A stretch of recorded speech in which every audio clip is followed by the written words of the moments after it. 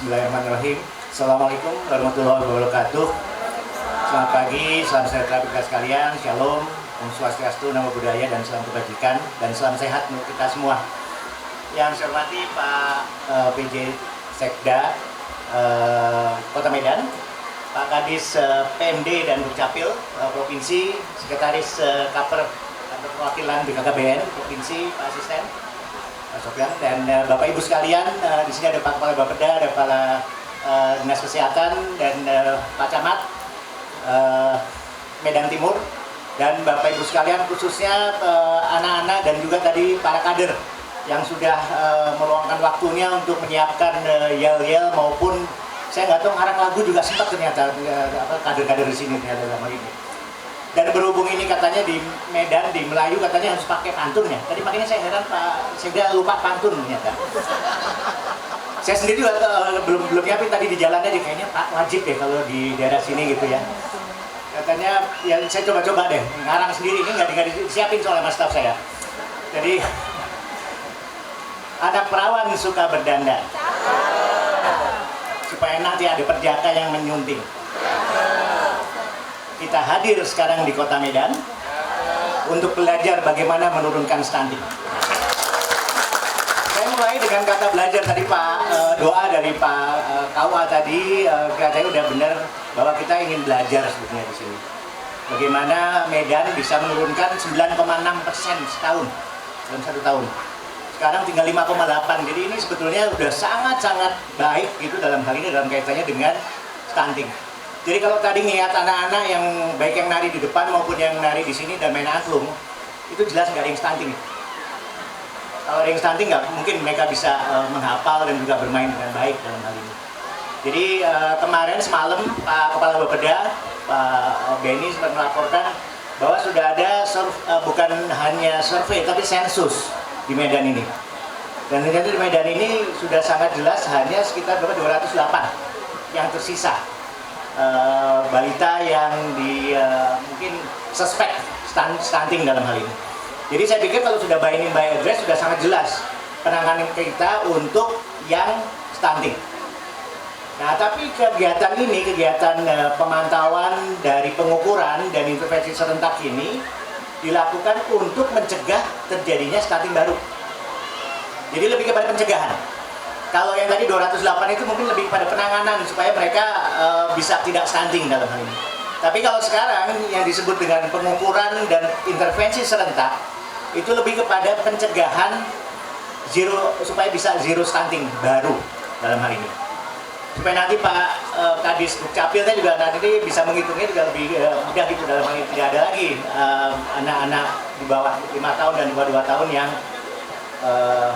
dikategorikan stunting dalam hal ini. Jadi kami terus terang Pak Sekda, Pak Kadinkas, Pak Bapeda, Pak Asisten, Kota Medan akan kita coba lihat atau jadikan semacam satu percontohan sebetulnya. Bagaimana sebetulnya Kota Medan ini benar-benar bisa rely on posyandu yang ada, dan saya pikir posyandu Cendrawasih di Kelurahan GD ya, Gelugur Darat 1 di Kecamatan Medan Timur ini saya pikir sudah sangat baik sehingga kelihatannya kadernya nggak ada kerjaan lagi nanti. Bisa mengarang lagu lebih banyak dan kelihatannya dalam hal ini. Jadi sangat impresif. Kalau kata orang Medan ini keren kali katanya. Ini apa yang dilakukan oleh posyandu di Gelugur kota ini, Gelugur Darat dalam hal ini. Kami nanti akan melihat langsung ke lapangan dalam kaitannya dengan bagaimana sebetulnya, ya ini bisa saja dalam kaitannya dengan pengukuran yang dilakukan. Tadi saya lihat balihonya di depan tiap bulan. Ini sudah sejalan dengan rencana kita untuk menyelenggarakan pemantauan ini sebagai tahap awal yang nantinya akan dilanjutkan terus oleh pemerintah daerah. Yang tadinya kita pengukuran secara serentak itu kan 2 kali dalam 1 tahun, bulan Februari dan bulan Agustus. Tapi sekarang harus tiap bulan. Jadi ini semacam satu gerakan nasional dalam hal ini yang harus dilakukan oleh semua daerah, bahwa pengukuran ini harus dilakukan setiap bulannya dalam hal ini. Nah saya ingin sedikit, karena kemarin Pak Kepala Bapeda hadirnya terlambat kemarin tuh. Saya sudah menjelaskan kenapa kita hadir di sini. Sebenarnya cikal bakalnya adalah kenapa Indonesia ini hanya turun 0,1% tahun 2022 ke 2023. semuanya galau, termasuk Pak Wapres. Pak Wapres itu adalah ketua pengarah TPPS pusat.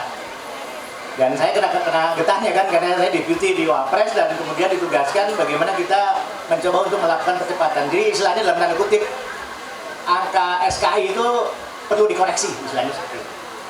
Nah, dengan seperti apa, kita perlu mencoba memperluas cakupan dari IPPGBM. Dan saya rasa di Medan, kalau melihat laporannya Pak Kepala Bapeda kemarin, saya rasa mungkin udah 100% ya. Dalam hal ini ya kita bisa melihat dalam konteks pengukuran dan intervensi serentak ini. Tapi kan Medan bukan daerah lainnya, ini yang menjadi repot kita. Karena secara nasional kita masih berada pada angka sekitar 53%. Belum sampai 60%. Atau 58 dalam konteks ini. Nah ini yang sebenarnya kita ingin pacu, sehingga pada tanggal 19 Maret, Pak Wapres menugaskan sebetulnya kepada Menko PMK, dan kemudian juga kepada Menteri Kesehatan, untuk melakukan perluasan cakupan dan termasuk tadi melakukan intervensi yang dilakukan secara serentak dan langsung ditangani di tempat dalam hal ini. Oleh karena itu 3 Juni yang lalu dilakukan kick off atau launching dari pengukuran dan intervensi serentak ini oleh Menko PMK, dan saya pikir kemarin pada hari Jumat minggu yang lalu Pak Menko PMK melakukan evaluasi terkait dengan pelaksanaan ini, karena Pak Wapres minta bahwa pelaksanaan pengukuran dan intervensi serentak ini dipantau oleh 13 kementerian lembaga secara keseluruhan dan kemudian harus dilaporkan kepada beliau. Makanya kenapa kita tanggal 24 sampai 28 itu nanti akan ada di Sumatera Utara, karena Sumatera Utara kebetulan menjadi tanggung jawab dari kami, Setwapres, selain Kalimantan Barat. Kalimantan Barat kemarin sudah kita lakukan sekitar seminggu yang lalu, dan kita sudah laporkan kepada Pak Menko, dan kemarin sudah dilaporkan juga ke Pak Gubernur, PJ Gubernur, kepada Pak Menko dalam hal ini. Jadi ini kami harap bahwa pelaksanaan di Sumatera Utara yang terdiri dari Kota Medan, kemudian di Kabupaten Karo, Kabupaten Humbang Ngajudutan, kemudian Kabupaten Simalungun, dan Kabupaten Toba. Nah ini yang nanti akan bersama Kota Medan, jadi 5 kabupaten kota yang akan kami laporkan sebagai percontohan istilahnya lah, untuk menangani kira-kira intervensi serentak ke depannya seperti apa dalam hal ini. Jadi ini yang saya pikir menjadi hal yang kami perlu sampaikan kepada Bapak dan Ibu sekalian, sehingga saya sendiri juga agak blessing in disguise itu. Ternyata saya seperti aparat Kota Medan ini, bajunya sama dengan Pak Sekda ini. Saya udah siapkan dari Jakarta, saya nggak tahu ternyata biru ya hari ini. Ini pas banget. Dalam hal ini ya mudah-mudahan jadi kayak sebelahan sama Pak Sekda tadi dalam hal ini. Jadi biru muda. Jadi saya kelihatannya ingin belajar lebih banyak dari Kota Medan, dan saya rasa kalau boleh kami mohon izin, mungkin dengan penurunan yang cukup signifikan, kemarin ada 2 kabupaten yang selain Kota Medan di Gumbahas. Gumbahas ini penurunannya 1 tahun ini bisa 11,2%. Jadi cukup signifikan dalam hal ini, walaupun sebetulnya kemarin itu ternyata Toba dan Simalungun naik, tidak turun. Ternyata Sumatera Utara ini walaupun ada penurunan dari 21 ke 18,9, tapi di kabupaten-kabupaten, beberapa kabupaten ternyata mengalami kenaikan. Dan ini yang mungkin kita akan coba lihat, sehingga tim yang ada di Kota Medan ini bersamaan dengan tim yang ada di 4 kabupaten lainnya. Jadi tim kami cukup banyak, ada sekitar 30-35 orang. Sekarang kita sebar ke 4 kabupaten, di Karo, Toba, kemudian Humbahas, dan di Simalungun. Jadi ini yang kita akan lakukan selama 3 hari ke depan. Jadi Bapak Ibu sekalian, khususnya Kota Medan, saya pikir yang kita lihat ini adalah cuma sebagai praktek. Mungkin apa yang dilakukan kader, apa yang dilakukan oleh para posyandu yang ada di khususnya di Cendrawasih ini, untuk mungkin menjadi semacam model dalam hal ini untuk di tempat lain yang bisa kita coba pelajari ke depannya. Mungkin kemarin Pak Bapeda juga sempat dengar beberapa masukan dari seperti dari Karo ya, Bupati Karo kemarin menyampaikan kalau bisa diskusi juga yang namanya